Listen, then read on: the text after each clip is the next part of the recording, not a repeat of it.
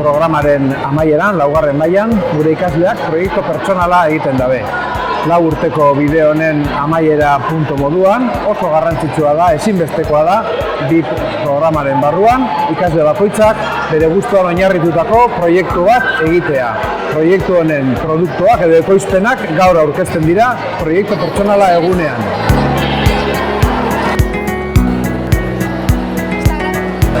Nik prestatu dut lasterketa bat. Nik prestatu dut dieta hobetzeko gida bat. DBH laugarren maila honetan, eta pai programa bukatutzat emoteko proiektu pertsonal bat aurkeztu behar dau ikasle bakoitzak.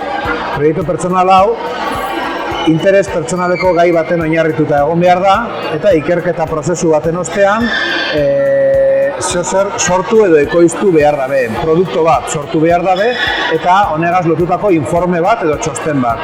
Txosten hori entregatzen da eta pai irizpideekaz ebaluatzen da programa guztian moduan. Bilboko turismo gida bat egin du. Lehenengo ikerketa egin neban, eta hainbat lagun eta familiari galdetu nion, ze leku guztiak dabe, eta gero interneten bilatzen eta amaitu neban. Ze 5 fase edo 4 pasatu dodaz, eta lehenengoa izan zen plangintza bat egitea.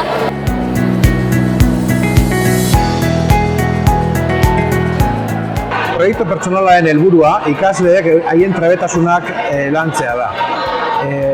Bide osoan, pai bide osoan, lehenengo mailatik hasita, trebetasun ezberdinak landu dabez, autonomia, landu dabe komunikazioa, pentsamendu kritikoa, baina orain, eurek erabakitako gai baten inguruan, proiektu hau lantzerakoan, abileziak edo trebetasunak eurek aukeratzen dabez eta eurek lantzen dabez era autonomoan. Hori da helburu nagusia.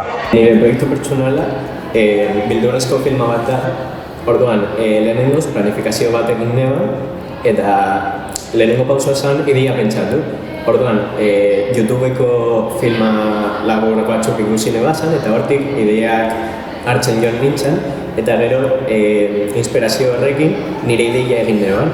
Eta gero pentsatu nebazan egin nebazan plano, eta argiak eta gero geratzen zen grabatzea, eta eta gero klip guztiak editatzea eta soinua diseinatzea beldurra transmititzeko. Bidean laguntzeko tutoreak izaten dabez, ikasle bakoitzak tutore bat, mentore bat dauko, bere proiektuan laguntzen dauana, eta proiektu pertsonalaren koordinadorea edo arduraduna, ni neguna zena, kasu honetan, eurei planifikazioa egiten laguntzen dutziet, informazioa eta materiala eskaini egiten dutziet, eta emon beharreko pausoak argitu egiten dugu.